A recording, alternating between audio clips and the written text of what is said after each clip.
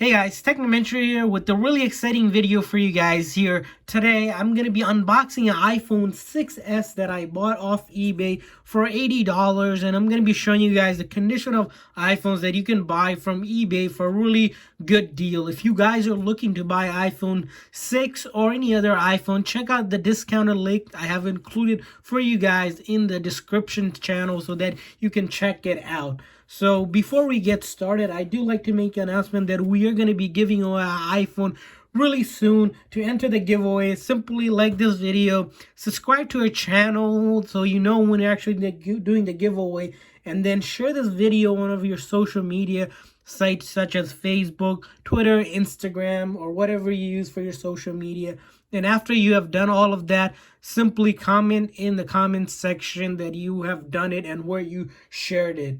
So let's go ahead and unbox this. So I already started taking the thin layer of tape that they put on this box that it came in. So I ordered it 3 days ago. It came in within 3 days. It was free shipping. So here's the box. It came in this socially responsible recycling cardboard box. This seller, his name is Techie Tech on eBay, but this listing might be sold out by the time you guys are watching the video, or they might have list new phones for sale as well. So that's why it's important that you click on the link in the description so you can see all the deals are going on. There's tons of sellers on eBay that sell really cheap phones. As we see when you unbox it here, it has this giving back days and pays information, and then here we have the actual phone and the charger here. The phone, as you can see here, it came the 6s. It's $79.95, and then there's just taxes, so it came out to be like around 84 or so. So we'll put that aside here, and then as you see, it came with the charging cable, no wall adapter in the box, and this is the phone. So I'm gonna go ahead and show you guys the phone. Before I do kind of start reviewing the phone for you guys, couple tips and tricks I want to share with you guys. Whenever you're buying from eBay, make sure you buy from a seller that has lots of rating and has at least a 95% positive rating, because there's a tons of third-party sellers that sell on eBay, but you want to buy from one that sells a lot of phones or has a really lots of feedback so you know they are legit. Next thing you want to make sure is that the seller offers at least a 30-day return policy. So if anything, you should be able to return the phone. Next thing you want to look at is that the listing has at least tons of sold already. Most listing will list the amount that has been sold on the listing itself so that you can see how many have sold. That means the seller has a lot they're selling. Also, you want to look at the condition of the phone to make sure what condition you're getting it. Most phones will be on used, seller refurbished, manufacturer refurbished, pre-owned, open box, and of course new as well. I avoid buying anything that's open for parts or not working, because those you don't want to buy because they could have some issues. So avoid those listing for whatsoever unless you know how to fix the phone. And then look for also carrier compatibility. So most unlocked phones will work on any carriers. Do verify with your carrier so that you don't have issue activating the phone. And if you're buying a carrier specific one, for example T-Mobile, AT&T, Verizon, or Sprint, those are going to work on those carriers, and then the sub carriers that those big companies have. So that's another thing to take a note of. And if you always have questions, you could contact the seller to kind of ask them if it's going to be compatible or not. So let's take a look at the phone. I powered it on. As you see, it's already wiped out and clean and factory reset though, so I can activate it. It doesn't have any iCloud or anything like that, which is good, because you don't want to buy a phone that's iCloud locked, because you won't be able to use it because someone's account is on it. So here, as you can see, the back looks clean for the most part. There is this little shaving because it is a used phone, but that won't affect anything, I'm sure, and that's about it. And then the top part, as you can see, for the most part it's clean. Very minor blemishes here. There's a little blemish, I think. It's really hard to see. I believe this is a used phone, but it's still a great starter phone, I think, even in mid-2020, if you guys are looking for an iPhone but don't want to pay a crazy $1,000 or $1,500, you know, those crazy prices that they go for. So let's go ahead and start this up. And then the screen itself looks clean as well. So let's go ahead, set this up. As you can see, I selected language, and now I'm going to go ahead and select the country here.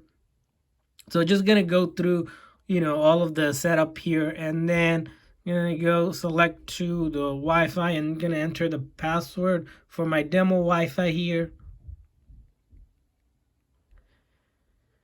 So, okay, so as you can see right now, it's connecting now. So hopefully once it gets loading, we will be able to start loading for you guys, so you guys we can show you guys. You can get to the home screen. So you'll need to enter your Wi-Fi, or enter a Wi-Fi if you're cellular data or iTunes whenever you're setting up any iPhones for the first time, so it can validate it is a real iPhone against the Apple server. And then the first thing we always notice is that data and privacy, basically explaining that component. You're gonna hit continue here.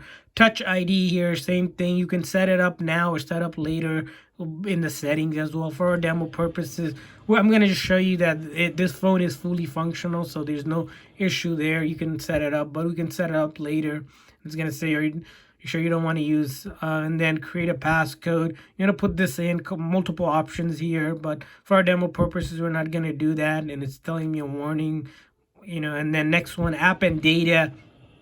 Same thing, you can back up your data from an existing backup, or use your PC Mac to restore it, or directly transfer this phone, or move it from Android, or you can select not to move any of your data. Next thing is the Apple ID. Same thing here, you want to sign in so you can use iMessage, FaceTime, Apple Store. To do anything on iPhone, you'll need a Apple ID. So either sign into existing one. If you forgot the password, click on forgot password. If you don't have one, which for here, if you click on this, I don't have one, you can create a new one, or again, you can sign into your old one. And you can always come back and put this back in later. I'll set up in your settings as well. So we're going to do that part.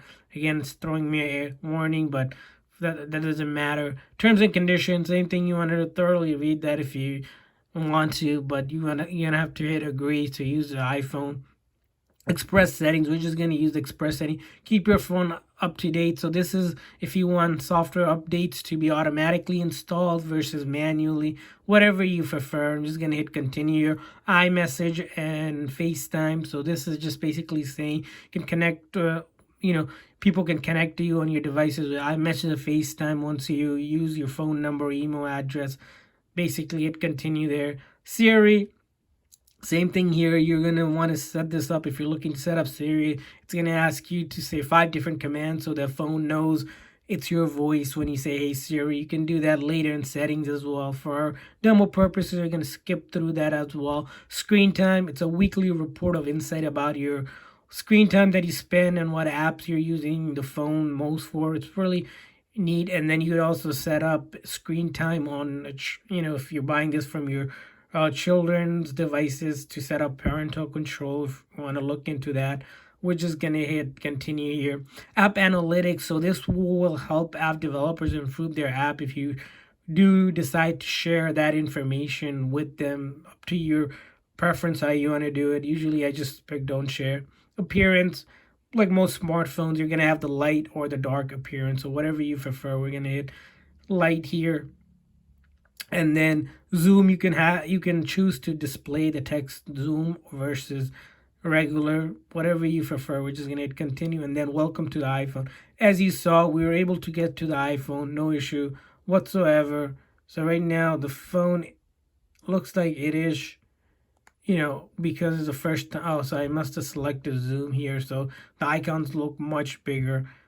So that's what it was doing in the beginning. It had a zoom setting on, but like I said, if you don't want the zoom or anything, all of these settings, you can come back to your phone and then have it turned off or whatnot, whatever you like.